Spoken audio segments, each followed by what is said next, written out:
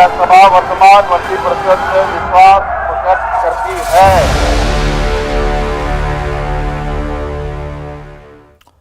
झारखंड में सियासी संकट के बीच सीएम हेमंत सोरेन ने विश्वास मत हासिल किया। सदन में चर्चा के बाद वोटिंग की गई, जिस दौरान विपक्ष ने वॉकआउट किया और सदन में वोटिंग के दौरान विश्वास मत के पक्ष में 48 वोट पड़े, जबकि प्रस्ताव के विपक्ष में 0 मत पड़े। अनिश्चित काल के लिए स्थगित किया गया था। तो प्रस्ताव के विपक्ष में 0 वोट पड़े हैं और विश्वास मत के पक्ष में जैसे ही मतों की गिनती हुई तो कुल मिलाकर विश्वास मत को पर हेमंत सोरेन का कब्जा रहा। और हेमंत सोरेन ये दिखाना भी चाहते थे कि किस तरीके से उनका जो अभी आधार है, जनाधार है, उन्होंने सभी को संगठित कर रखा है। इस परीक्षा में हेमंत सोरेन खुद को पास करवाते नजर आए। तो विश्वास मत के पक्ष में वोट जेवीएम का 29 मत, कांग्रेस का 15, आरजेडी का 1, सीपीआई-एमएल और एनसीपी का 1-1 वोट, नॉमिनेटेड 1 सदस्य का वोट पड़ा। तो 30 सदस्यों ने वॉकआउट किया है। और इधर विपक्ष की जो संख्या वो हम आपको बताएं, विपक्ष 26, आजसू 2 निर्दलीय, तो इन सभी ने वॉकआउट किया। और ये अभी तक का आंकड़ा हम आपको बता रहे हैं, स्क्रीन पर आप देख पा रहे हैं। पर मतदान का परिणाम इस प्रकार है। प्रस्ताव के पक्ष में 47 मत प्राप्त हुए, प्रस्ताव के विपक्ष 48 मत प्राप्त हुए और प्रस्ताव के विपक्ष में 0 मत प्राप्त हुए। इस प्रकार यह सभा वर्तमान मंत्रिपरिषद में विश्वास प्रकट करती है। चिंता न करो, ये शिबू सोरेन का बेटा है, आंदोलनकारी का बेटा है, ना कभी आपसे डरा है, ना कभी आपसे घबराने का काम करेगा। कान में नार कुछ भी नहीं रेंगने वाला। ये वो लोग हैं, मुंह में राग, बगल में छुरी, और ऐसे चालाक चतुर लोगों के साथ बहस करना बहुत ज्यादा से भेदकर नहीं होगा। अध्यक्ष महोदय, सरकार की मंशा साफ है और हम चाहते हैं जो भी आपको हथियार चलाना है, जो भी आपके षड्यंत्र है, सामने से वार करो, पीठ पीछे वार करके क्या अपने आप को साबित करना चाहते हो? आप लोग आइए आमने सामने। और आज राज्य के महामहिम को भी इसका पता करना चाहिए कि राज्य के मुख्यमंत्री के ऊपर क्या आरोप लगे हैं, और उसका पूरा मुंहतोड़ जवाब देने के लिए भी और उसका कानूनी जवाब देने के लिए भी सत्ता पक्ष पूरा तैयार और एकजुट खड़ा है। स्पीकर रविंद्रनाथ महतो ने कहा कि राज्य में जारी संशय की स्थिति दूर करने के लिए ही विश्वास मत का प्रस्ताव सदन में लाया गया और राज्य के विकास पर पड़ रहे प्रतिकूल प्रभाव को ही दूर करने के लिए प्रस्ताव पारित किया गया है। राज्य का माहौल को इतना बिगाड़ा था, यहाँ आप एक साधारण सामान्य व्यक्ति से लेकर के किसी भी व्यक्ति पर जाने के बाद एक संशय का स्थिति पैदा हो गया था कि वर्तमान सरकार के पास बहुमत है या नहीं है। मैं ये नहीं बोलना चाहता हूँ वो कारीगर कौन कौन लोग हैं, लेकिन ये आपको निश्चित बताना चाहता हूं कि उस कारीगर को भी हम लोगों ने पहचान कर लिया है। इस माहौल उत्पन्न करने में किनका सबसे ज्यादा सहभागिता थी। इसलिए ये संवेदनशील मुख्यमंत्री और इसका प्रभाव राज्य के हित के विपरीत पड़ रहा था। सरकार जो गरीबों के लिए जो काम करना चाह रहे थे, कर रहे थे, इसमें प्रतिकूल प्रभाव पड़ रहा था। और इस प्रतिकूल प्रभाव को पटाक्षेप करने के लिए इसका निहायत ही आवश्यकता था।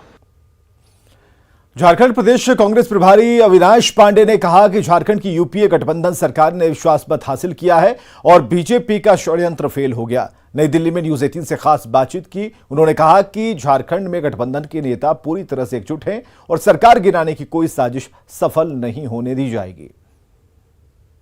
हमारे साथ कांग्रेस के महासचिव और झारखंड के प्रभारी अविनाश पांडे जी, उनसे बात करते हैं। सर, आज एक स्पेशल सेशन बुलाया गया था, फ्लोर टेस्ट हुआ, उसमें पास किया गया। ऐसी क्या नौबत आ गई सर कि फ्लोर टेस्ट करवाना पड़ गया सरकार को? आपके जो विधायक है, तमाम विधायकों को रायपुर रखना पड़ा, उनको फिर लाया गया रांची। झारखंड में विधायकों को जिस प्रकार से खरीदने का प्रलोभन दिया जा रहा था, जिस प्रकार से उन्हें धमकियां दी जा रही थी, सीबीआई, ईडी, पुलिस, जुडिशरी, हर प्रकार की, और वास्तविकता में पिछले 8 दिनों से 10 दिनों से माननीय महामहिम राज्यपाल जी के पास में जो भी ईसीआई का जो भी पत्र आया है, उसको लेकर जो उन्हें चुप्पी साधी हुई है और मीडिया ट्रायल के तहत पूरी सरकार को एक प्रकार से अस्थिर ऊहापोह की स्थिति पूरे प्रदेश में फैलाने का एक षड्यंत्र रचा जा रहा था, उसके तहत आवश्यक था कि प्रशासन में काम कर रहे कर्मचारी, प्रशासन में काम कर रहे अधिकारी, वहाँ के मंत्री, वहाँ का पूरा प्रशासन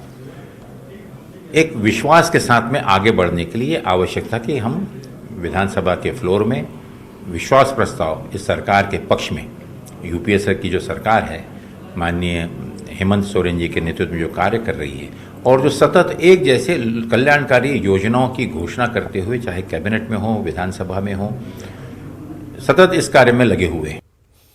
बीजेपी नेता बाबूलाल मरांडी ने आरोप लगाया कि विश्वास मत प्रस्ताव नियम के मुताबिक नहीं था। उन्होंने कहा कि अब सीएम के जाने का वक्त आ गया है और चला चली के बेला में वे कुछ नहीं कर पा रहे हैं। बिल्कुल नियमानुसार नहीं है भाई, नियमानुसार कहाँ है? तो इसलिए मैंने कहा कि ये तो मुख्यमंत्री को अब समझ में आ गया कि हमारे जाने का वक्त हो गया और चाला चाली का जो बेला होता है उसमें वो कुछ भी वो कर रहे हैं। भाजपा अंदर में क्या करेगा? अरे अंदर में जो करेंगे वो अंदर में करेंगे, वो आपको बता देंगे अंदर में। सर हमको बताए तो राज्य की जनता अरे भाई राज्य की जनता भी देखेगी ही अंदर में, हम सब लोग इसी बात को जो मैं यहाँ कह रहा हूँ सामान्य तौर पर वहाँ भी सदन में जो जिस प्रकार क्या रहेगा सर? अरे भैया मैं कह रहा हूँ कि उनका तो एक ही प्रस्ताव है, एक ही लाइन का। झारखंड विधानसभा में बहुमत हासिल करने के बाद मुख्यमंत्री हेमंत सोरेन जैसे ही बाहर निकले, विधानसभा के कर्मचारियों ने उन्हें 51 किलो की माला पहना दी। इस मौके पर नजारा देखने लायक था। पेड़ के सामने मुख्यमंत्री हेमंत सोरेन ने विक्ट्री का साइन दिखाया। ज्यादा जानकारी दे रहे हैं संजय सिन्हा। झारखंड विधानसभा में बहुमत हासिल करने के बाद मुख्यमंत्री हेमंत सोरेन का विधानसभा परिसर में किस तरीके से स्वागत किया जा रहा है आप देख सकते हैं कि विधानसभा के कॉरिडोर में विधानसभा के कर्मचारियों की ओर से बाकायदा 51 किलो का माला लाया गया है। उस माले को पहनाकर सीएम को सम्मानित किया जाएगा। दरअसल आपको बता दें कि ओल्ड पेंशन स्कीम लागू होने के बाद से राज्य भर के कर्मचारियों में खुशी का माहौल है और अपनी खुशी को जाहिर करने के लिए यहाँ पर बाकायदा विधानसभा के कर्मचारियों की ओर से यहाँ पर सीएम हेमंत सोरेन को माला पहनाया जा रहा है। आप देख रहे हैं कि सीएम के साथ विधानसभा स्पीकर भी हैं, मंत्री आलमगीर आलम भी हैं, साथ में मिथिलेश ठाकुर, तमाम कैबिनेट के मंत्री। तो मुख्यमंत्री हेमंत सोरेन तमाम जो माला हेमंत सोरेन को मिल रहे हैं, हेमंत सोरेन महिला विधायकों के गले में खुद माला डाल रहे हैं। आप देख सकते हैं कि जो भी फूल विधानसभा के कर्मचारियों की ओर से मुख्यमंत्री हेमंत सोरेन को दिए जा रहे हैं, तमाम फूल और माला जो है हेमंत सोरेन अपने कैबिनेट के मंत्रियों को, अपने विधायकों को पहना रहे हैं। और यहाँ पर देख सकते हैं कि जो भी सम्मान मिल रहा है सरकार को, उस सम्मान का बंटवारा किया जा रहा है। सीएम हेमंत सोरेन बाकायदा देखिए हाथ में बिरसा मुंडा की जो तस्वीर है, उस तस्वीर को हाथ में उठाकर विक्ट्री का निशान दिखाते हुए और सीएम बता रहे हैं कि उन्होंने सदन में विजय हासिल की है। दुमका के जेएमएम विधायक बसंत सोरेन ने कहा कि दुमका की बिटिया के साथ पूरी सरकार और पूरी पार्टी खड़ी है। कुछ लोग दिल्ली से प्लेन से आते हैं, फोटो खिंचाकर चले जाते हैं, लेकिन इस मामले में राजनीति नहीं होनी चाहिए। उनकी सरकार बिटिया के परिवार को जरूर इंसाफ दिलाएगी। राजनीतिकरण नहीं होना है। उस परिवार के साथ खड़ा कौन है मुझे आज ये बताइए ना। कोई खड़ा है आके अपना फोटो दे दिए, बयान दे दिए, उसका उस पीछे खड़ा कोई है एक शख्स? उसके पीछे सिर्फ खड़ा है तो बसंत सोरेन खड़ा है। उस परिवार का हर एक सदस्य के साथ बसंत सोरेन खड़ा है और मैं रहूंगा। मुझे कुछ लोग प्लेन से आकर के अपनी भाषणबाजी, अपनी राजनीति करके यहां से निकलने वाला मैं बसंत सोरेन नहीं है। बसंत सोरेन उस परिवार के साथ है और न्याय दिलाएगा। झारखंड विधानसभा में विश्वास मत हासिल करने के बाद सत्ता पक्ष के तमाम विधायक बेहद उत्साहित नजर आए। इन तमाम विधायकों का नेतृत्व मुख्यमंत्री हेमंत सोरेन खुद कर रहे थे। सीएम के साथ सभी विधायक बस में सवार हुए। रांची की सड़कों से गुजरते हुए विधायकों की बस सर्किट हाउस पहुंची और लेकिन इस दौरान जो भीड़ उमड़ी वो देखने लायक थी। जायजा लिया संजय कुमार सिन्हा ने। विधायक हैं यहाँ पर बस पर सवार हो रहे हैं और लगातार विक्ट्री का साइन दिखाया जा रहा है। लगातार सीएम ये अपने एक तरीके से विक्ट्री साइन दिखाते हुए, अंगूठा दिखाते हुए संबोधित करने की कोशिश कर रहे हैं। बस रवाना हो चुकी है और देख रहे हैं कि यहाँ पर जो है अब 2 बसों में सवार होकर से मार्केट भी रवाना हो रहा है। और लगातार यहाँ पर जिस तरीके से सत्र में बहुमत हासिल करने के बाद झारखंड विधानसभा में विश्वास मत हासिल करने के बाद मुख्यमंत्री हेमंत सोरेन ने मंत्री और विधायकों के साथ सर्किट हाउस में बैठक की और साथ ही सरकार को विश्वास मत मिलने पर जनता को धन्यवाद दिया।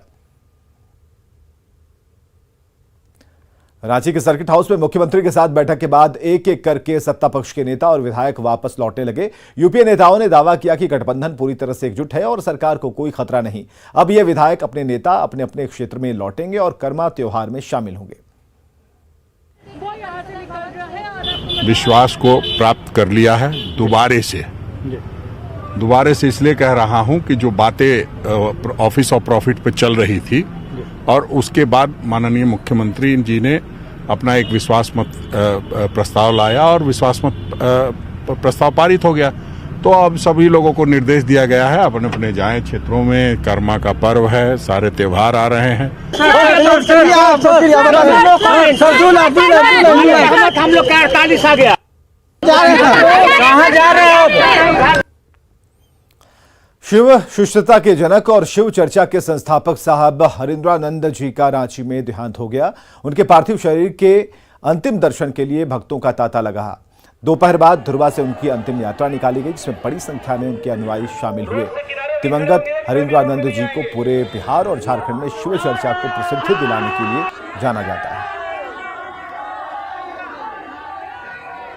गुरु को बहुत मानते थे, हम लोग को सही रास्ता शिव जी ही दिखाए हैं। आज गुरु हमारे छोड़ के जा रहे हैं हम लोग को। वही हम लोगों को जोड़े शिव से, तो हम लोग शिव चर्चा जानते हैं और कुछ नहीं जानते हैं और शिव का काम करते हैं, शिव को दान करते हैं। जैसे आपको दे, हे भैया शिव को गुरु बना लीजिए, हे दीदी शिव को गुरु बना लीजिए।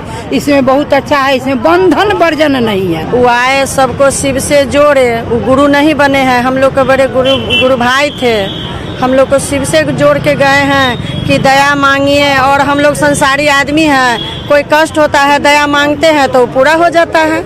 और हम लोग का शिव से जुड़ाव हो गया है, इसलिए साहेब से भी जुड़ाव हो गया है। राष्ट्रीय बाल अधिकार संरक्षण आयोग के अध्यक्ष प्रियंक कानूनगो ने दुमका कांड के पीड़ित परिजनों से मुलाकात की और साथ ही उन्होंने प्रशासन पर आयोग की अनदेखी का आरोप लगाया। कानूनगो ने यह भी कहा कि बच्चियों की प्रताड़ना के मामले लगातार बढ़ते जा रहे हैं, लेकिन न तो मुख्यमंत्री संवेदनशील हैं और न ही प्रशासन पीड़ितों की मदद कर रहा है। मुख्यमंत्री महोदय ने ऐसा स्टेटमेंट दिया है कि ऐसी घटनाएं होती रहती हैं। बच्चों के मामले में, संथाल परगना की किशोर वय लड़कियों के मामले में उनको संवेदनशील होना चाहिए। ये लड़कियां देश की सबसे वल्नरेबल बच्चियों में से हैं। बोकारो के झरीडी थाना क्षेत्र में नाबालिग के साथ गैंगरेप की घटना सामने आई। नाबालिग के दोस्त समेत 5 युवकों ने उस घटना को अंजाम दिया। मामले में पुलिस ने अब तक 3 आरोपियों को गिरफ्तार कर लिया है, जबकि अन्य 2 आरोपियों की जल्द गिरफ्तारी का दावा किया जा रहा है। पुलिस ने पीड़िता का मेडिकल और न्यायालय में 164 के तहत बयान भी दर्ज करा दिया है। पीड़िता के पिता ने बताया कि 30 अगस्त से ही उनकी बेटी लापता थी और इसे लेकर 1 सितंबर को थाने में केस भी दर्ज कराया गया था। वहीं 2 सितंबर को सोलागिरी तालाब के पास एक घर से नाबालिग को गंभीर हालत में बरामद किया गया। जानकारी के मुताबिक मुख्य आरोपी राजकुमार प्रसाद पीड़िता से पहले से परिचित था और इसी ने अपने दोस्तों के साथ मिलकर इस वारदात को अंजाम तक पहुंचाया। आवेदन दिया गया जिसमें उन्होंने स्पष्ट लिखा था कि बच्चे का अपहरण किसी अज्ञात के द्वारा किया गया है। उसके आधार पर हम लोगों ने प्राथमिकी दर्ज कर अग्रिम कार्रवाई स्टार्ट किया। अनुसंधान के क्रम में ये बातें आई कि वो लड़की जो है अपने बॉयफ्रेंड के साथ गई हुई थी। उसी दौरान उसके बॉयफ्रेंड ने इन्हीं और 2-3 मित्रों को बुला करके होटल में इन लोग रुके हुए थे, बुला करके उनके साथ कुछ गलत किया। उसके अनुसार हम लोग अभी 3 लोगों को गिरफ्तारी कर चुके हैं। 2 लोग जो अभी फरार चल रहे हैं, शीघ्र उन लोगों को गिरफ्तारी हो जाएगी। अग्रिम कार्रवाई। देवघर में जहरीला मशरूम खाने से एक ही परिवार के 7 सदस्य गंभीर रूप से बीमार हो गए। रिखिया थाना क्षेत्र के खजूरिया गांव की यह घटना है और सभी को इलाज के लिए सदर अस्पताल लाया गया, जहां ऑन ड्यूटी डॉक्टर ने सभी को इलाज के लिए वार्ड में शिफ्ट कर दिया। परिजनों की माने तो बच्चे जंगल से मशरूम घर लाए थे, इसकी सब्जी बनाई गई थी और इसे खाने के बाद ही सबकी तबीयत बिगड़ गई। छाती खा के जो है तबीयत सबका खराब हो गया है। जो छाती है वो कोई नहीं खाना चाहिए। पूरा परिवार जो है तबीयत खराब हो गया, सीरियस हो गया। कितना आदमी बीमार है? 6 आदमी, 7 आदमी। गुमला में उत्तरी कोयल नदी पर बना पुल 11 साल पहले ध्वस्त होने के बाद अब तक नहीं बन सका। ऐसे में घाघरा प्रखंड में दरगांव पंचायत के तेंदार गांव के लोग जान हथेली पर रखकर उफनती नदी को पार करने को मजबूर हैं। बारिश के दिनों में नदी में तेज उफान से प्रखंड के दर्जनों गांवों का संपर्क मुख्यालय से टूट जाता है।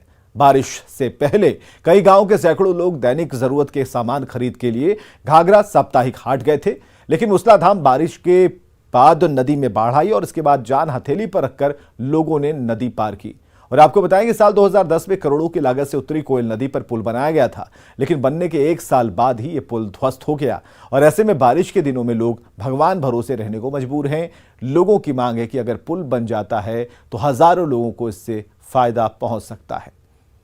पानी है, हम नदी लेके जाती, छोट छुआ लेके, बालक छुआ लेके, सुई दवाई करवा ले, बहुत तकलीफ है। हम इनके पुल से जरूरत है, कहाँ लेके जाब, बिना पैसा ना कौड़ी और दूर रास्ता।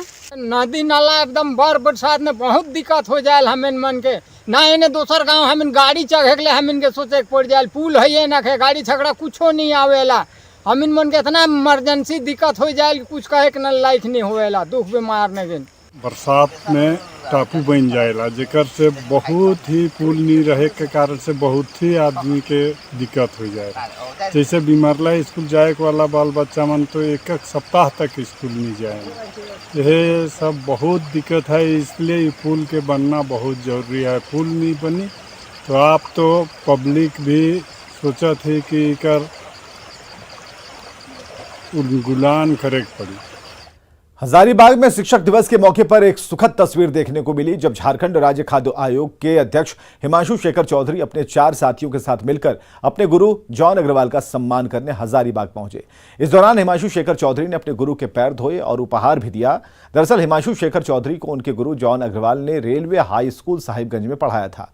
अपने पूर्ववर्ती छात्रों की ओर से सम्मानित होने के बाद शिक्षक जॉन अग्रवाल ने कहा कि हमें ऐसे छात्रों पर नाज है। वहीं हिमांशु चौधरी ने कहा कि आज हम सभी को अपने शिक्षकों को सम्मान देने की जरूरत है, ताकि आने वाली पीढ़ी भी इसका अनुकरण कर पाए। आज शिक्षक दिवस है, आज शिक्षकों का सम्मान का दिन है। ऐसे में मैं अभी हजारीबाग में हूँ और ऐसे शिक्षक से मिलने जा रहा हूँ जिनके पढ़ाए हुए छात्र आज बड़े ओहदे पर हैं, जिसमें एक IAS अधिकारी हिमांशु चौधरी हैं जो झारखंड राज्य खाद्य आयोग के अध्यक्ष हैं। अभी वे सम्मानित इन्हें कर रहे हैं। ऐसे में शिक्षक जॉन अग्रवाल से बात कराएंगे जिन्होंने उन्हें साहिबगंज में रेलवे हाई स्कूल में पढ़ाया था। सर बताइए, आज आपके छात्र मिलने आ रहे, शिक्षक दिवस है, कैसा महसूस कर रहे हैं? बहुत ही खुशी महसूस कर रहा हूँ।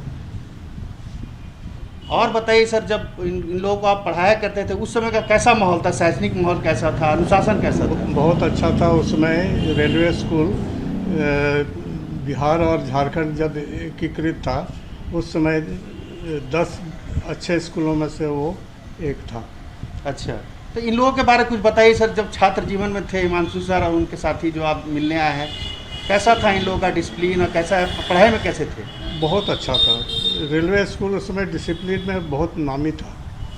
आज आपको खुशी हो रही है कि आपके पढ़ाई? बहुत खुशी हो रही कि वो लोग पूर्ववर्ती छात्र होने के बावजूद नौकरी से सेवानिवृत्त होने के बावजूद मेरे यहाँ आ रहे हैं श्रद्धा सुमन अर्पित करने के लिए। ये हम लोग अच्छा महसूस कर रहे हैं और हम लोग ये पिछले कई सालों से ऐसा कर रहे हैं और हम लोग के सभी मित्रों के करने के पीछे सोच ये है कि आज जो नई पीढ़ी है उनको ये बताया जाए कि हमारा संस्कार क्या है, हमारी संस्कृति क्या है और समाज में शिक्षकों का स्थान क्या है। खुशी है कि इसे शब्दों में बयान नहीं कर सकते हैं। इन्हें आज काफ़ी खुशी है कि इनके पढ़ाए छात्र आज एक बड़े ओहदे पर हैं, IAS अधिकारी हैं, राज्य खाद्य आयोग के अध्यक्ष है। ऐसे में समझा जा सकता है कि आज शिक्षक दिवस है और ऐसे में आज इनकी खुशी देखते ही बन रही है। और भी छात्रों को, अपने शिक्षकों को इसी तरह से सम्मानित करने की ज़रूरत है। कहे कि गुरु है तभी सम्मान है, तभी आप आगे भी बढ़ सकते हैं। ऐसे में गुरु और शिक्षकों का सम्मान जरूरी है। जावेद खान, न्यूज़ 18 हजारीबाग। और रामगढ़ से अगली खबर, जहां 4 लेन 33 पर पटेल चौक के पास 2 साल से निर्माणाधीन फ्लाईओवर का काम अब भी अधूरा है, जिसके कारण लगातार दुर्घटनाएं हो रही हैं और साथ ही आसपास के मुराम कला, कांकेबार समेत हजारों की आबादी प्रदूषण की चपेट में आकर गंभीर बीमारियों की शिकार हो रही हैं। स्थानीय लोग तत्काल फ्लाईओवर निर्माण कार्य को पूरा कराने की मांग कर रहे हैं। जायजा लिया जावेद खान ने।